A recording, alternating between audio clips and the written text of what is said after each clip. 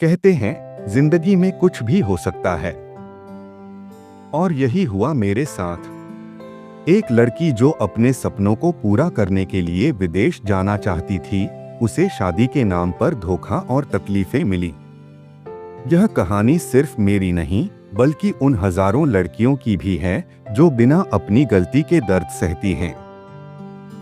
आज मैं आपके साथ अपनी जिंदगी का सबसे बड़ा सच शेयर कर रही हूँ। किसी ने ठीक कहा है कि लाइफ में कभी भी कुछ भी हो सकता है। जीवन में कुछ भी निश्चित नहीं है। कब क्या हो जाए ये आप कभी नहीं जान पाएंगे। मैंने भी कभी नहीं सोचा था कि एक झटके में मेरी भी पूरी जिंदगी बदल जाएगी। दरअसल मैं एक 21 साल की महिला हूँ। मैं सिख परिवार से ताल्लुक रखती हूँ। मेरी फैमिली बहुत ज्यादा मॉडर्न है। मुझे अपने परिवार से बहुत प्यार मिला है। बिल्कुल यही उम्मीद मैंने अपने पति से भी की थी, लेकिन ऐसा कुछ नहीं हुआ।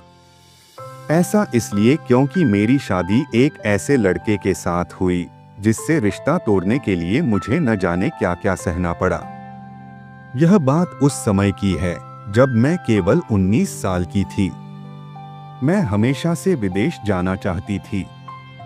ऐसे में मेरे परिवार ने मेरी शादी थाईलैंड में काम करने वाले एक केमिकल इंजीनियर के साथ पक्की कर दी थी। अपनी शादी को लेकर मैं काफी ज्यादा एक्साइटेड थी। मेरे लिए यह किसी सपने के सच होने जैसा था। मैं बेहद खुश थी, लेकिन मुझे नहीं पता था कि मेरी ये खुशी बस पल भर की है, जो एक समय बाद मेरे जीवन की सबसे बड़ी परेशानी बन जाएगी। जब हमारे रिश्ते की बात चल रही थी, तो उस समय मैं अपने पार्टनर से मिलने के लिए बेहद उत्साहित थी। मेरी पहली मुलाकात उससे फ्रेंडशिप डे के दिन इंपीरियल होटल में हुई थी। इस दौरान मेरी माँ ने मुझे कहा था कि जीवन में कभी प्यार करो तो एक अच्छे लड़के से ही करना। मैंने बिल्कुल वैसे ही किया। उसने मुझे पूछा कि क्या मैं पहले कभी रिलेशनशिप में रही हूँ, तो मैंने साफ मना कर दिया। लेकिन जब यही सवाल मैंने उससे किया, तो उसने मुझसे कहा कि उसके काफी सारे दोस्त हैं, लेकिन कोई गर्लफ्रेंड नहीं है। हालांकि यही हमारी शादी में सबसे बड़ा झूठ था। मैं आपसे छिपाना नहीं चाहती, मेरे पिता कभी नहीं चाहते थे कि मैं इस लड़के से शादी करूं। लेकिन मेरी माँ इस रिश्ते के लिए बहुत ज्यादा उत्सुक थी।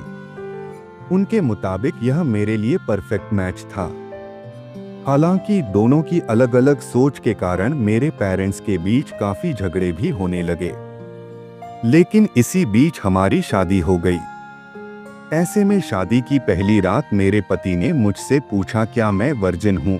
जब मैंने हाँ में जवाब दिया, तो उन्होंने कहा कि मेरी एक थाई गर्लफ्रेंड है। आपको मेरे साथ साथ उसे भी स्वीकार करना होगा। शादी के पहले ही दिन मुझे इस रिश्ते में घुटन महसूस होने लगी थी। ऐसा इसलिए क्योंकि जिस आदमी से मेरी शादी हुई थी, वह किसी और से प्यार करता था। इस दौरान मेरे मन में अजीब अजीब ख्याल आने लगे। ऐसी शादी का क्या भविष्य होगा जिसमें आपका पति आपको नहीं बल्कि किसी और को पसंद करता है। उसकी इस बात को सुनकर मैं पूरी तरह हैरान रह गई थी। इतना ही नहीं, हमारी सुहागरात के अगले दिन वह रात को 3 बजे लौटा। उसने ड्रिंक की हुई थी। इस दौरान उसने मुझ पर मानसिक रूप से बीमार होने का आरोप लगाया। उसने मुझसे कहा कि मैं बदसूरत हूँ। हमारे बीच इतना सब कुछ चल ही रहा था कि इस बीच एक सप्ताह के लिए हम क्राबी घूमने गए। वहां उसने मुझे वहां खाना नहीं दिया। वो जानता था कि मैं हार्डकोर वेजिटेरियन हूँ, लेकिन उसने मुझे केकड़ा खाने के लिए कहा। कुछ दिनों बाद वह मुझे एक मनोचिकित्सक के पास ले गया। उसने मुझे कुछ ऐसी गोलियां दी थी जिसकी वजह से मुझे लगातार नींद आती रहती थी। उसके साथ मैं अजीब सा महसूस कर रही थी। उसके बाद भी मैंने हमेशा उससे दोस्ती करने की कोशिश की। एक दिन उसकी हरकतों से बहुत ज्यादा परेशान होकर मैंने उससे कहा कि कम से कम आप मुझे अपनी पत्नी का दर्जा तो दे ही सकते हैं। लेकिन उसने साफ कह दिया कि वह कभी नहीं बदलेगा। इतने सबसे से भी उसका मन नहीं भरा तो उसने मुझे गाली देना और पीटना शुरू कर दिया था। एक दिन मेरी सास ने उससे कहा कि मुझे वापस इंडिया भेज दो। मैं वापस अपने देश आ गई, लेकिन इस दौरान भी मेरे मन में यही उम्मीद थी कि शायद मेरी अनुपस्थिति में उसे मेरी अहमियत समझ आए, लेकिन ऐसा नहीं हुआ। मेरे आने के बाद उसने मुझे एक फोन तक नहीं किया।